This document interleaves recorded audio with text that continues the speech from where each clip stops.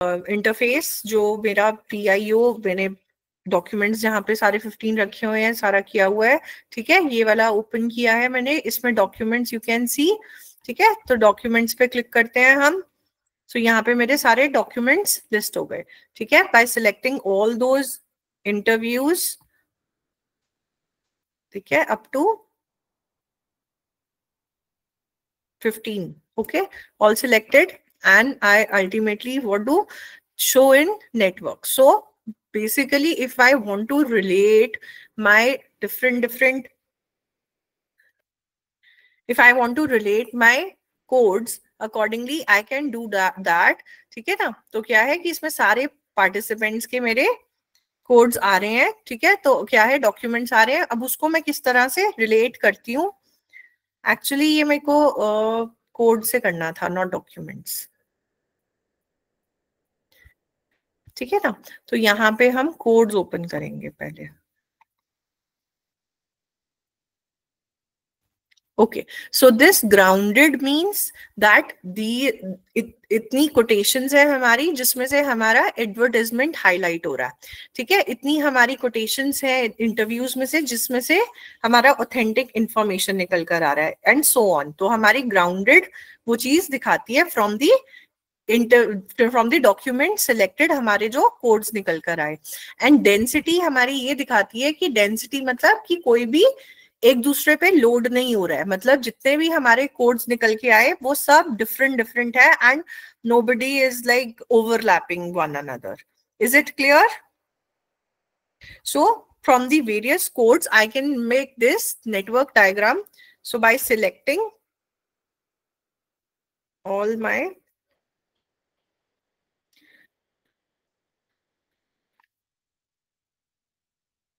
codes, oh yeah,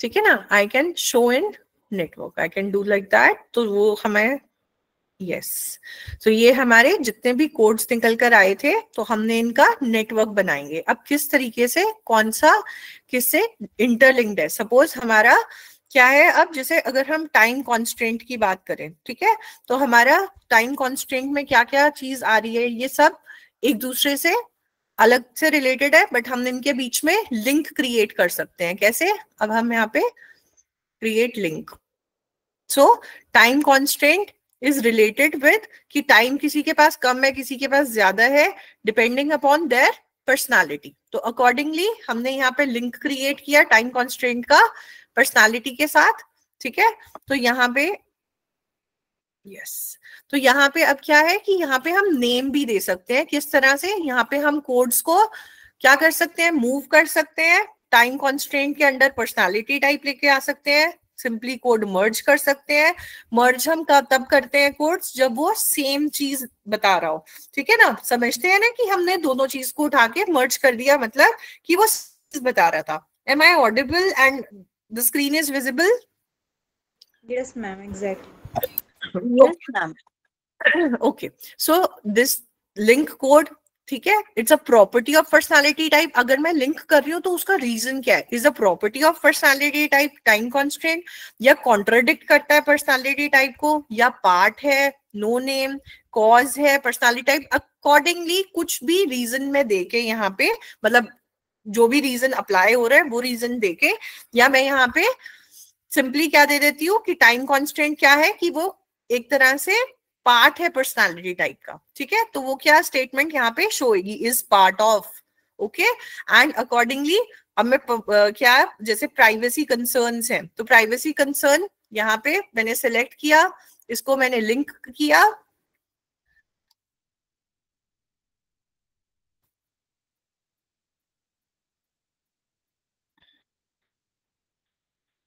personal constraint के साथ, ठीक है ना, अब किसी को प्राइवेसी बहुत बड़ा इशू होता है, कई लोग प्राइवेसी का इतना नहीं ख्याल रखते, तो इट्स अ पर्सनल कॉन्स्ट्रेंट, तो हम क्या कर सकते हैं कि is a part of, is a property of, तो सिंपली हम इसको लिंक कर सकते हैं, या is associated with personal constraint, तो ये इस तरीके से मैं सब कोड्स के बीच में लिंक बना सकती हूँ, ठीक है ना, तो मैंने यहाँ पे सपोज फटाफट लिंक बनाते हैं, देन विल स्टडी फर्दर कि प्राइस का किसका है, प्राइस भी एक पर्सनल कॉन्स्टेंट होगा, तो इसको उठा के मैं पर्सनल कॉन्स्टेंट के पास भी लेकर आ सकती हूँ। तो ये क्या है कि मैं किस तरह से यहाँ पे लिंक क्रिएट करती हूँ, that depends upon you also. ठीक है, तो यहाँ पे क्या प्राइस भी क्या होगा मेरा, is a property of price, part of price, no name, मैंने लिंक गलत किया, इसको पर्सनल यहाँ पे प्राइस को सिलेक्ट करके मुझे पर्सनल कॉन्स्ट्रेंट के साथ लिंक करना है। ठीक है ना, तो अगर यहाँ पे क्या is a personal constraint, simple, yes is a price is a personal constraint, and accordingly हम यहाँ पे कलर्स भी चेंज करते हैं। अगर हम जो भी चीजें पर्सनल कॉन्स्ट्रेंट, अब एक तरह से हमारा क्या निकल कर आ रहा है, एक डायमेंशन निकल के आ रहा है, जो भी हमने कोड्स किए अब उन कोड्स में से हमारे क्या हो रहे हैं, एक तरह से उसके अंडर आ रहे हैं, तो ये डायमेंशन निकल के आ रहा है। दो चीजों से हमें पता चल गया, तो सिंपली इसको हम कलर भी दे सकते हैं, change colour, so that will know कि यहाँ पे अब ये ग्रीन हो गया, हमें पता चल गया। ठीक है ना, कि ये पर्सनल कॉन्स्ट्रेंट। और क्या आएगा पर्सनल कॉन्स्ट्रेंट में, किसी का इंफॉर्मेशन सर्च स्किल कैसा है, ठीक है ना, इंटरप्रिटेशन कोई कैसा करता है, तो वो उसकी क्या हो सकता है, उसका कॉग्निटिव कैपेसिटी हो सकता है। ठीक है ना, इंफॉर्मेशन कॉम्प्लेक्स है, हम अकॉर्डिंगली उसके आसपास जो है लाके उसको हमें लिंक ही तो बनाना है ना। तो एडवर्टाइजमेंट भी क्या है कि हमारा प्रोडक्ट एट्रीब्यूट, इंफॉर्मेशन पेड हमारी ऑथेंटिसिटी में आएगी कि हमारी इंफॉर्मेशन कैसी है, हम गैजेट कौन सा यूज कर रहे हैं वो भी पर्सनल कॉन्स्ट्रेंट में आ सकता है, इंफॉर्मेशन हमारी ऑथेंटिक है कैसी है, ठीक है ना, पेड इंफॉर्मेशन ये यहाँ पे आएगा, वेबसाइट का इंटरफेस कैसा है, यानी कि हमारा वेबसाइट इंटरफेस एक बन सकता है जिसमें हमारा इंटरनेट कनेक्शन भी आ सकता है। ठीक है, हमारी इजी एसेसिबिलिटी हमें अवेलेबल है कि नहीं, ठीक है, तो वो हमारा किस तरीके से आ सकता है, यहाँ पे रख लेते हैं। ब्रांड ऑल्टरनेटिव्स, प्रोडक्ट एट्रीब्यूट्स, ये थोड़ा यहाँ पे साथ आ रहा है। इंफॉर्मेशन का टाइप कैसा है, ये यहाँ पे आ रहा है। ठीक है, तो अकॉर्डिंगली कॉग्निटिव कैपेसिटी भी हमारा पर्सनल कॉन्स्ट्रेंट हो सकता है। तो इस तरह से आप समझ रहे हैं कि हमारे थीम्स एक तरह से पता निकल कर आ रहे हैं कि जितना भी हमने कोडिंग किया उसमें से अब हमारे ये थीम्स थे, इसके अंदर भी बहुत सारी स्टेटमेंट्स हैं। अब उन स्टेटमेंट्स को हम और फर्दर मर्ज करते हैं या हम उनको और फर्दर स्टडी करते हैं, ठीक है, हम एक तरह से डायमेंशंस बना पाएंगे। एम आई क्लियर और नॉट? Yes ma'am. ठीक है ना, तो हम यहाँ पे लिंक क्रिएट कर लेते हैं।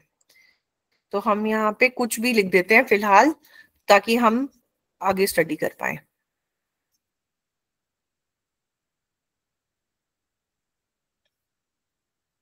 ये भी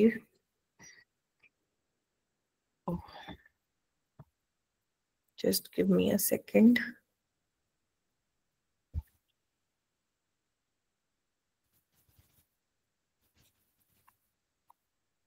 चलिए हम इतने पर्सनल कॉन्स्ट्रेंट का ही स्टडी करते हैं अभी। ठीक है, तो यानी कि हमारे जितने कोड्स थे हमारी पर्सनल कॉन्स्ट्रेंट में ये सब चीजें आ रही हैं, तो हमारा लेआउट हम अकॉर्डिंगली चेंज कर सकते हैं। ठीक है, हमारा लेआउट कैसा होगा, अब यहाँ पे ऑप्शंस हैं कि हमें सर्कुलर चाहिए, ठीक है, फिट टू विंडो, लेआउट हमारा जो ज्यादा क्लियरली समझ में आए, ये ज्यादा क्लियरली समझ में आ रहा है तो हम इसको चूज कर सकते हैं, अकॉर्डिंगली अपने आप से एडजस्ट कर सकते हैं और देख सकते हैं। ठीक है, तो इसी तरह से हम राउटिंग भी कर सकते हैं, हम किस तरह से राउट करते हैं। ठीक है, ये भी हमारा हो गया।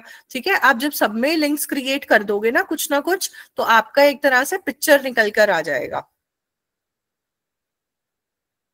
तो यहाँ पे रिलेशन दिखा रहा है कि कौन सा कॉन्ट्राडिक्ट करता है, कौन सा एरो मार्क के हिसाब से किस तरीके से आपका डायग्राम है उसको आप फर्दर इंटरप्रेट कर सकते हो। ठीक है ना, हम यहाँ पे कलर्स भी डाल सकते हैं, डिफरेंट डिफरेंट कलर्स यूज कर सकते हैं डिफरेंट डिफरेंट थीम के लिए। ठीक है, तो वो चीज हो गई। अगर आपको लगता है कोई कोड मिस हो रहा है तो आप यहाँ पे कोड भी ऐड कर सकते हैं अकॉर्डिंगली, एंड फिर हम इसको सेव कर सकते हैं। जो भी हम बनाएंगे उसको हम सेव कर देंगे। सपोज मैंने कॉजेस फाइंड आउट कर लिए ऑफ इंफॉर्मेशन ओवरलोड, तो मैंने ये क्रिएट किया। ठीक है, इसको मैं सेव भी कर सकती हूँ, एंड अकॉर्डिंगली आप अपनी इंटरप्रिटेशन में, अपनी रिपोर्ट में ये एज इट इज दे सकते हैं। सेव इमेज, ये एग्जैक्ट इमेज सेव हो जाएगी। I show you on the desktop. ठीक है, तो मैंने ये सेव कर दी। Is it clear to all? Yes, ma'am. Yes, ma'am. Okay, so और आपके प्लीज कोई डाउट्स हैं या आप फटाफट से डाउनलोड करके कुछ पूछना चाहते हैं तो प्लीज गो अहेड।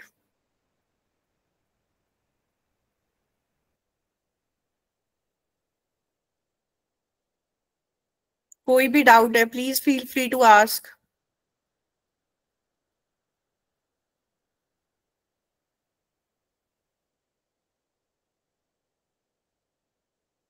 यहाँ पे था वो कोड बुक, ठीक है ना, इम्पोर्ट एंड एक्सपोर्ट में जो मैं आपको बता रही थी कि सिंपली आप डेमोग्राफिक्स अपने एसपीएसएस में जब आपने डेटा डाला, ठीक है, उसमें से आप डेमोग्राफिक्स निकाल के वहां से इंपोर्ट कर सकते हैं अपनी कोड बुक, और जो यहाँ पे एग्जैक्टली जो है आ जाएगी, और फिर आप दोनों के बीच में से ये देखिए एसपीएसएस एक्सपोर्ट भी है, ठीक है, कोड बुक भी है फ्रॉम एक्सेल, स्टैटिस्टिक अगर कोई डेटा है वो भी डाल सकते हैं।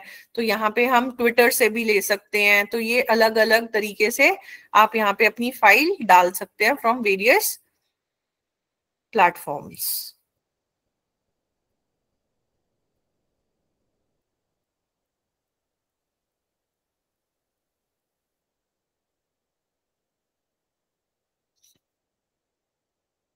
Anything you want to ask?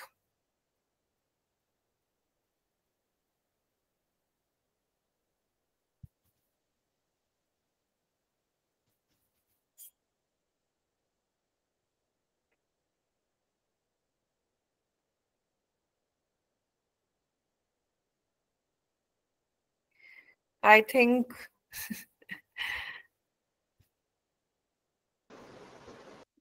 सब बहुत अच्छे से समझ में आ गया आप लोगों को, आपको कोई डाउट नहीं आ रहा?